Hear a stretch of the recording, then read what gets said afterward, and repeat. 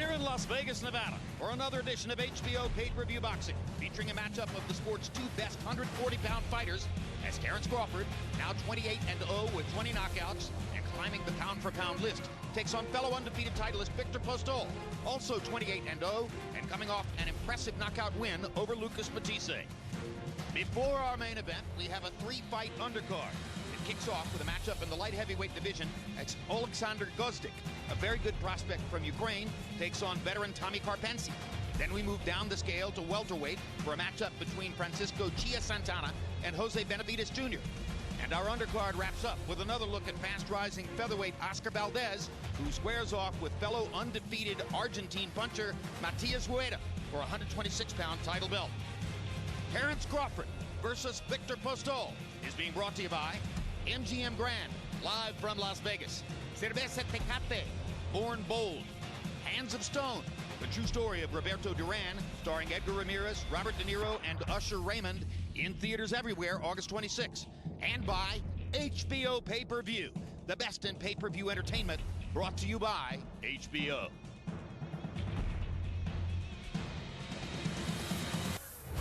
And hello again, everybody. I'm Jim Lampley, soon to be joined at ringside by Roy Jones and Max Kellerman, welcoming you to this special HBO pay-per-view broadcast from Las Vegas. The main event of the evening, coming up as the fourth fight on this telecast, is for 140-pound world supremacy between Terence Crawford and Victor Postol. Both unbeaten, identical records of 28-0. Crawford from the United States, Postol from Ukraine. Crawford has been seen as much as a 6-1 favorite in the odds put forth by sportsbooks here in Las Vegas. There's a feeling among ringside observers, particularly these last couple of days, that those odds might be just a little long. It may be a closer fight than that. But to start the evening off, we're in the light heavyweight division, where you're going to be looking at a stunningly effective-looking Ukrainian prospect named Alexandr Gvozdik. He is making that transition from outstanding amateur technician to outstanding professional boxer. He's got a bomb in his right hand, and Tommi Karpensi of the United States is expected to be up against it tonight, going in against Gvozdik. Let's take a look at the tail of the tape in the light heavyweight division, dominated by bombers like Sergey Kovalev and Adonis Stevenson, and you can see that Gvozdik, at 29 years old, needs to get going right now against the 30-year-old Karpensi. There's a 3-inch height advantage for the Ukrainian fighter, and that could be significant, as could be the half-inch arm length advantage measured from the armpit to the end of the fist. They both weighed in at or a half-pound under the 175-pound limit, and as you see tonight, they have rehydrated moderately. Karpensi coming into the ring unofficially 2 pounds heavier than Alexandr Gvozdik. Let's go to Michael Bufford to start the evening off in the ring. Ladies and gentlemen, good evening and welcome to the MGM Grand of Las Vegas, Nevada, USA, where tonight, Hall of Fame promoter Mr. Bob Barum and Top Rank Incorporated are proud to present an evening of world-class professional boxing for your entertainment. And it's sponsored by Cerveza Tecate, Born Bold, the new movie Hands of Stone, the true story of Hall of Famer Roberto Duran, starring Edgar Ramirez, Robert De Niro, Usher Raymond, in theaters everywhere August 26th. All bouts sanctioned by the Nevada State Athletic Commission. Chairman Anthony A. Marnell III, Executive Director Bob Bennett. This contest is also sanctioned by the NABF, President Dwayne Ford, Supervisor Craig Hubble. The 3 judges scoring this bout, Tim Cheatham, Eric Cheek, and Glenn Trowbridge. And inside the ring, in charge of the action at the bell, referee Kenny Bayless. And now, ladies and gentlemen, let's get this party started. 10 rounds of boxing for the NABF Light Heavyweight Championship. Introducing first, fighting out of the blue corner, wearing white, official weight 174 1/2 pounds. His professional record, 26 victories, including 15 wins by knockout, with 5 defeats and 1 draw. From Ada, Pennsylvania, USA, the challenger, Tommi Kryptonite Karpensi. And his opponent across the ring, fighting out of the red corner, wearing blue with white, officially weighing in at 175 pounds. His record as a professional, a perfect one. 10 fights, 10 victories, including 8 wins by knockout. From Kharkiv, Ukraine, the undefeated, reigning and defending NABF light heavyweight champion, Alexandr Gvozdik.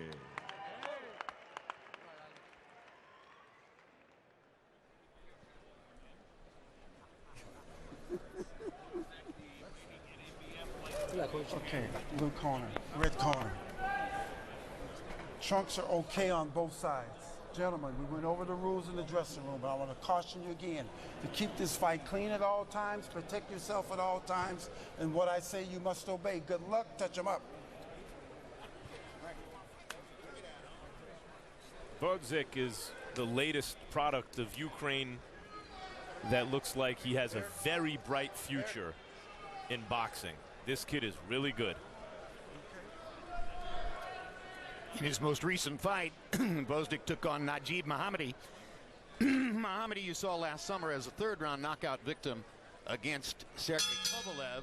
Gvozdik got rid of him in 2 rounds with as hard a straight right hand as you've ever seen, putting him away essentially with 1 punch. And Gvozdik can be expected to start with the jab here because, again, as an amateur, Roy Jones, he was a skilled technician. He's only now learning as a professional how dangerous his punching power can be. Yeah, that's how those guys from that area of the world are, Jim. They're taught so much skills, so many skills at that time as amateurs that when they come to the United States to become professionals, they become exceptional pros because of the fact that their basic foundation is so good.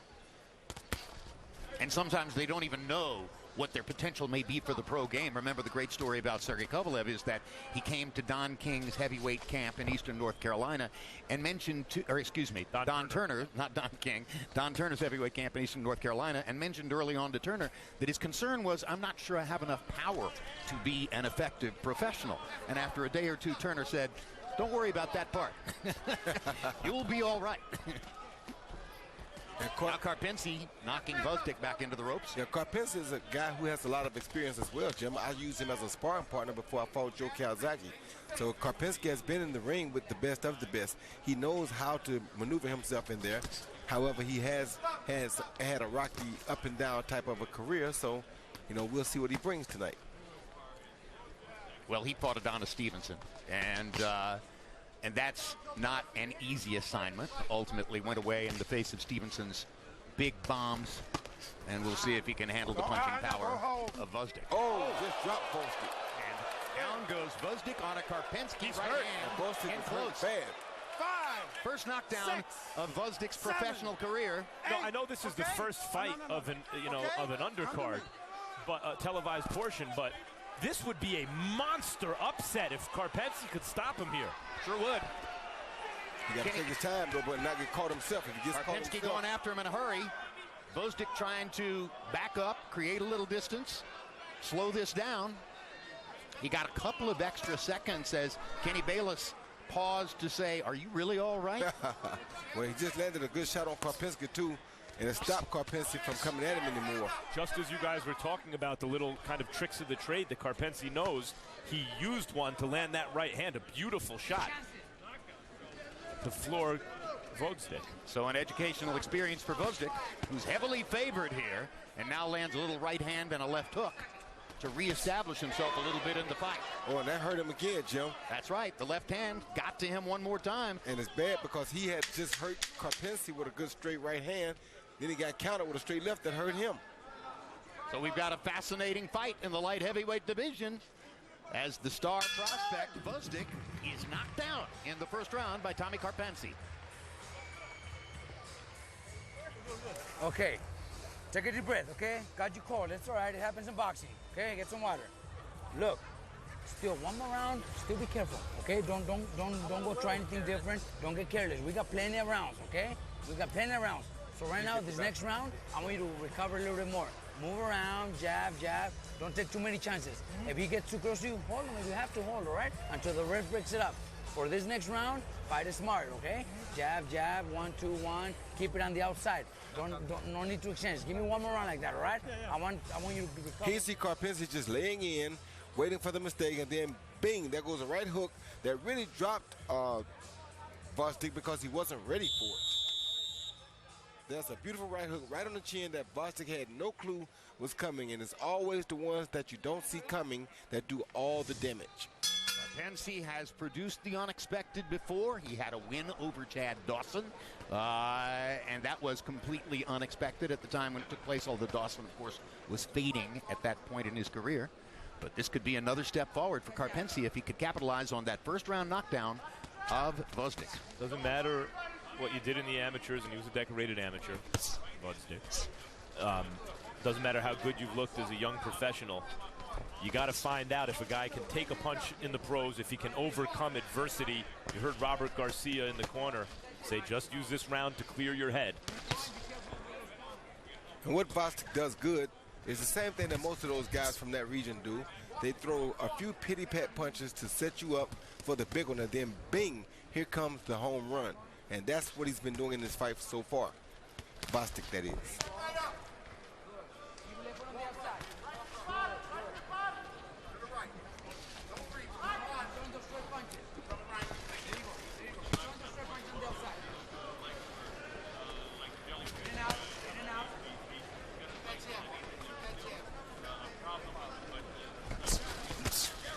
There goes that right hand again. This time he was in a little better position to block it, Roy. Yeah, he was, but Karpensi is very smart, taking his time, a seasoned professional, not burning himself out with the big punches, just trying to pity-pat enough to land his big shot as well. He's trying to set his right hook up using the straight left hand as a jab. Karpensi's a smart fighter. He's doing certain cute things in there, finding a strange kind of range to land those little shots that look a little bit like chip shots but actually have some force on them. Somewhere between the middle and inside distance he's landing his shots. And he's showing some really good defensive moves in here too, Max. Partially blocked straight left hand by Karpensi. He tries it again. Gvozdyk goes to the body with the right hand. And what Karpensi would need to do is follow that straight right hand with a left hand and a right hook behind it.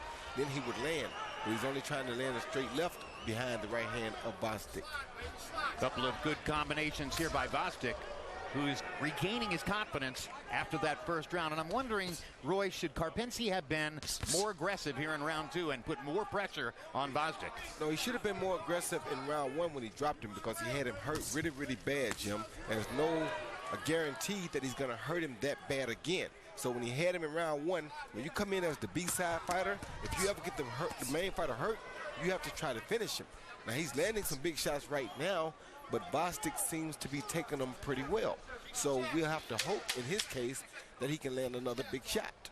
You just have the sense that Karpensi is a little bit quicker and more aggressive than Gvozdyk expected him to be. I told you it was no walkover.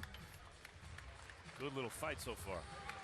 Next Saturday night, it's doubleheader action on HBO Latino as Antonio Orozco takes on Abner Lopez and Joseph Jojo Diaz matches up with Victor Proa. August 6th, Andre Ward on a collision course with Sergey Kovalev squares off against Alexander Brand in front of his hometown fans at the Oracle Arena in Oakland. I need the jab, okay? I need the feint, okay?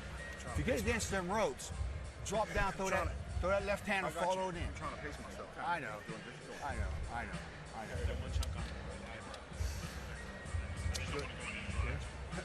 Ready. I need the feints, I need the jab. Just do enough to win the round. Give me one more like that. Don't take chances yet, all right? We'll pick it up later on, okay? Very familiar You feel Robert good? How's your Garcia. body? You're good? All right then. Training Gvozdyk. Tommy Karpensi is trained by his father. We're in the light heavyweight division where Ward's fight against Alexander Brand on August 6th is the last stepping stone toward the big matchup. Andre Ward versus Sergey Kovalev, scheduled for November 19, HBO pay-per-view.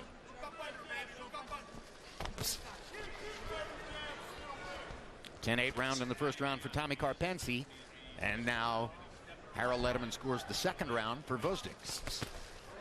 Good quick right inside by Karpensi.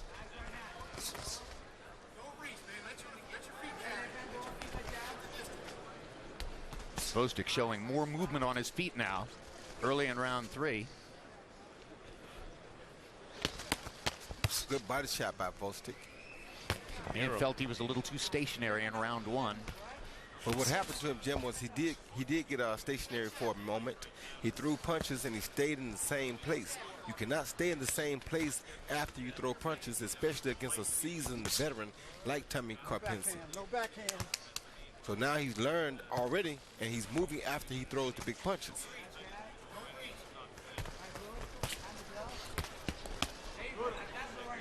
Now Gvozdik putting his punches together. Started to land combinations in round two, throwing more of the mirror in round three. Straight right down the middle against the southpaw. Basic weapon.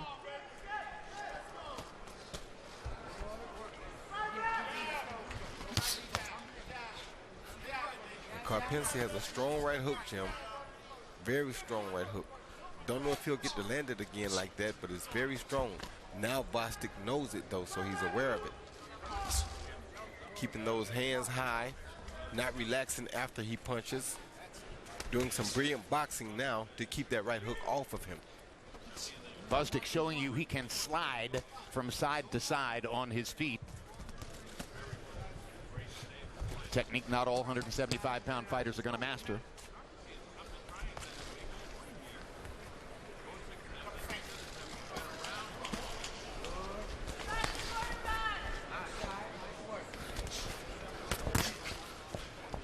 Fight is scheduled for 10 rounds. So Gvozdik has all the time in the world to recover from the first round knockdown at the hands of Karpensi. And that's what his corner told him, which was very smart by Robert Garcia. He said, we have plenty of rounds. Don't rush nothing. Take your time.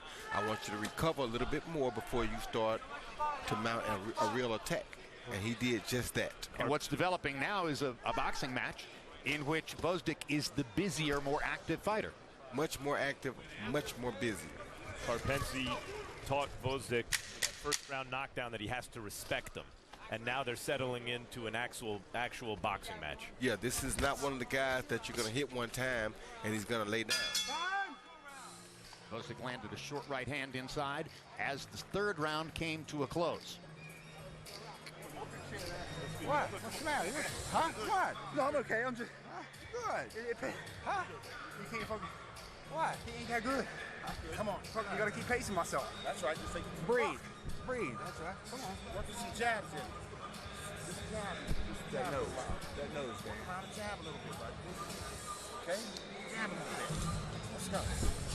I can't work like I want to. Take your time with a jab. Jab. I need you to keep the jab. I need you to keep your feints. All right. I need you to keep I want you to step to your right. Okay. Step to your right. Keep your hands up. Hot.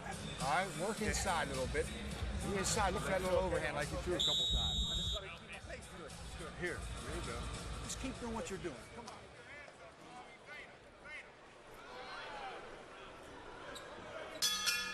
And as round four begins, our unofficial ringside scorer is Boxing Hall of Fame member Harold Letterman. Harold, how do you have it so far? Okay, Jim. I got it all even, 28-28. Actually, in rounds, 2 rounds to 1 for Gvozdik. You know, I thought he won rounds 2 and 3. Tommi Karpensi gets that extra point in round 1 for the beautiful knockdown with the right hand. You know, Jim, what I like about Gvozdik is that, you know, most European fighters are very straight-up guys. He moves his head real well. I mean, I'm sure that's what Robert Garcia taught him in the gym. Hey, good head movement. He moves real well, moves from side to side. Tommi Karpensi has tape that's loose on the right hand, and now Kenny Bayless will stop the action so that Karpensi's glove can be properly taped. Right. And just to finish up, Jim, all even, 28-28, 2 rounds to 1. Gvozdik in rounds, but you know the important thing of boxing is the points, and that's all even. Time in. You heard in Karpensi's corner, Karpensi was complaining that he doesn't think Gvozdik is that good, that he can't get off the way he wants to, which maybe suggested Gvozdik's a little better than he's giving him credit for, and that he kept harping on pacing himself, and he was breathing through his mouth, although as though his conditioning, Roy, isn't where he wants it to be. Well, you're not sure how long of a notice he got for this fight, you know. Usually when you're the B-side guy, a.k.a. the opponent, you don't get a long notification before you get a fight. You know, and you always try to stay in a little bit of shape, but you're just in shape enough to take what you get. So he probably wasn't in a full training camp like Gvozdik would have been. That's why he has to pace himself. No, stop.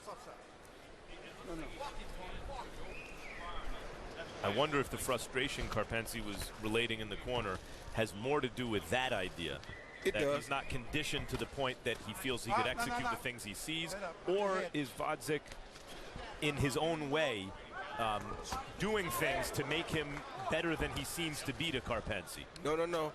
What it is Karpensi knows that if he had the proper time to prepare for a fight like this, he feels like he could win it because he knows that now he can hurt Gvozdyk, but he's not in enough shape to produce the type of output to get that opening again to land a big shot on Gvozdyk. And Gvozdyk is now outworking him, as he outworked him in the second and third rounds, and that's continuing here into round 4.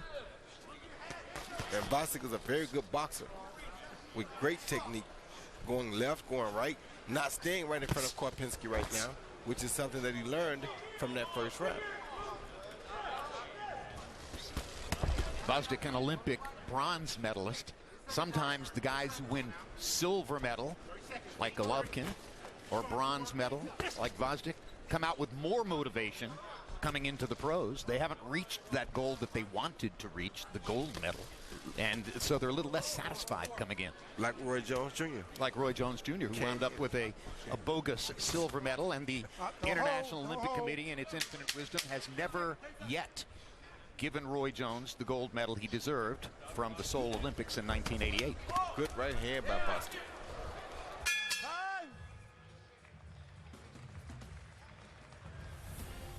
Pride of Omaha, Nebraska, Terrence Crawford arriving for his first giant showcase in Las Vegas. First pay-per-view appearance.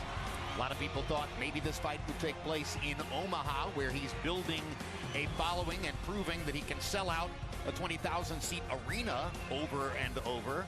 But instead, here we are for his first appearance at the MGM Grand in Las Vegas, and he makes a walk down a long hallway that he hopes to make several more times in his career.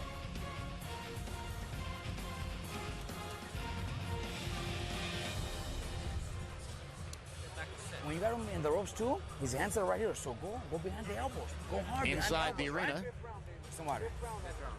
That man, Alexandr Gvozdyk, has recovered, at least for the time being, from a shocking first-round knockdown at the hands of Tommi Karpentsi. And Gvozdyk appears to have gained control of the boxing match, which has developed since the first-round knockdown. Karpensi's an interesting guy, has an interesting story. His father was always training guys in the gym and involved in boxing, has 2 younger brothers, both professional fighters.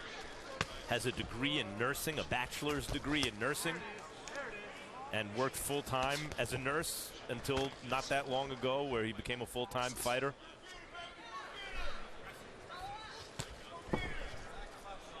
Has a win over Chad Dawson, the former undisputed light heavyweight champion of the world. Yep. Took on lineal titleist Adonis Stevenson and got knocked out in 5 in his last fight. Came to boxing after winning a couple of tough man competitions, and that's a time-honored genesis, because about 100 years ago, Jack Dempsey entered boxing after winning a series of tough man contests. So that's a good identity. Good shot by Gvozdyk. In recent years, maybe not that recent anymore, really, I'm dating myself, but Greg Haugen, who had a lightweight belt, came out of the tough man competitions and fought like a seasoned veteran fighter kind of right away. And Karpensi took it up late, like 20 years old, 19 or 20 years old, and also shows a lot of, in boxing parlance, they call it a cutie. He's a real cutie for a guy who picked it up that late. A cutie and very tough. I mean, he had some great battles with his in-state rival, Rayco Sanders. He has a brother, one of his brothers that box has a hell of a punch. I used to call him Big Johns because he can punch so hard. But he come from a fighting background, that's for sure. And if Karpensi's a cutie, he's a little bit less cute at this moment now, with a cut on the bridge of his nose. Yeah, when we say cutie, we speak in boxing terms. I know. I understand. Jim, I know we're not talking about Were you face. under the impression that we were? Oh, I know what you're saying. I just couldn't resist making the comment, that's all. The cutie isn't so cute anymore, huh? Nonsensical as it is. He's got a cut on the bridge of his nose. The line from Raging Bull. Ain't pretty no more.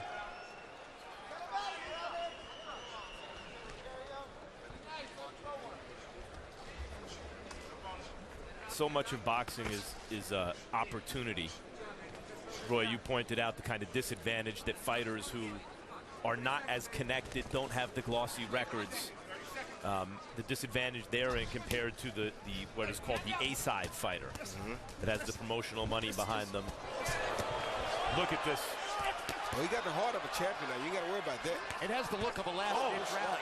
He lands a left hand, misses with this big left, but moments before he started this big rally, Karpensi was rubbing his nose, shaking his head as if to say, okay, this cut on the nose is really going to bother me. Now I'm going to unload all the rest of my arsenal and see if that does anything. Really has a look of discouragement on his face right now. Yes. Discouraged look. September 10 at 5:30 p.m. Triple G, Gennady Golovkin takes his big drama show to the O2 Arena in London for a middleweight title defense against undefeated welterweight champ Kell Brook. Later that night, we'll replay Golovkin versus Brook alongside live boxing headlined by Chocolatito Gonzalez, who will attempt to win a title in his 4th weight class, taking on unbeaten Carlos Cuadras. 1 week later on September 17, superstar Canelo Alvarez challenges for Liam Smith's 154-pound title belt on HBO pay-per-view. Some boxing fans are disappointed that Canelo Alvarez is not going forward toward the Triple G fight right away, but we've got them back-to-back for you on September 10, Triple G, and September 17, Canelo Alvarez. There's a straight right hand down the middle. That was a good right hand that may have caused a cut. That caused the cut, yeah. Yes. See the little trickle of blood immediately following that. So Karpensi saw that as a moment of urgency for him and fired off a series of combinations afterward, trying to turn the fight back around in his favor. Maybe I'm generalizing, but I noticed Lomachenko does this, and also a Ukrainian fighter. What I like from Gvozdyk after the knockdown, when he's tried to settle in, Roy, is the variation in speed and force that he throws on his punches. And generally they've been range-finding kind of tap shots looking for openings, and he's kind of resumed control of the fight doing that. Yeah, that's what I said earlier. Good body shot, though. That's what I said earlier, Max. Those European fighters, a lot of times, they know how to throw punches that are really range finders. I call it in my gym, we go fishing. You know, you throw little punches until you find that opening. Once you find that opening, then you explode. Gvozdyk has rebuilt his game brick by brick since the shocking moment in the first round when Karpensi knocked him down with a quick right hook inside. Yeah, and it was no flash knockdown. I mean, he got up on unsteady legs. And I know now Karpensi wish he had gone after him then, because since that time he hasn't been able to get him back on unstable legs anymore. Well, to your point, Roy, even when Gvozdyk's been hit, he's seen the punches since then and has been able to brace for them better. And Karpensi is really tired now. If Gvozdyk is smart, he'll go to the body. A couple good hard body shots would probably end this fight for him now. Power punches in round 6. With less than a minute and a half to go in the round, Karpensi has yet to land one in this round. So he's become a much more sort of on his heels defensive fighter in the wake of that cut on the bridge of the nose. Yeah, and Gvozdyk just tried a good right hand to the body right there, so he knows that Karpensi may be fading a little bit. The question is, at the end of the last round, was that Karpensi's last stand? And body shot knocks Karpensi down. Straight right hand to the liver by Alexander Gvozdyk. Perfectly chosen shot. I told you, Jim, it was just a matter of time. That's a knockout victory in round 6 for Alexandr Gvozdyk, as Tommy Karpensi chose to stay down at a moment when clearly he could have risen had he wanted to. Sometimes you see a fighter who is discouraged, believes he's going to lose, give it one last shot, see if he can do something, and if his opponent responds, he packs it in. And you saw that last shot at the end of round 5. He hit me and pushed my eye back. It's blurry. Punch. Yeah, no, he's coming. So, a moment of consternation in round number 1 ultimately gives way to yet another dominant victory for Alexandr Gvozdyk. And Tommy Karpensi has another hard luck story to add to a career full of them.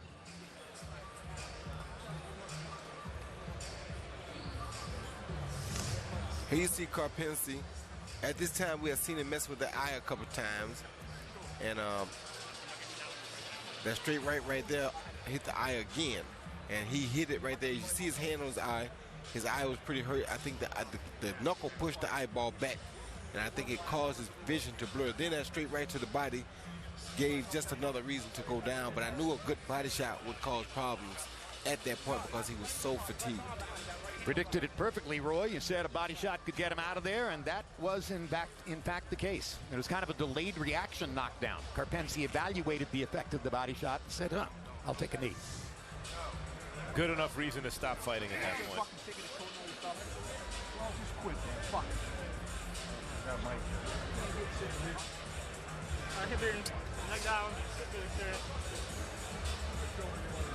Well, so Gvozdyk has something new on his resume, having now been knocked down once as a professional. That's good experience to put behind you.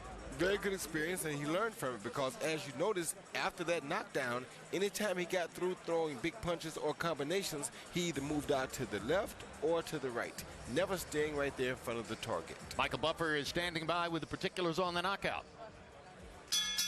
Well, ladies and gentlemen, here at the MGM Grand, the end of this contest comes at 2 minutes 21 seconds of round number 6.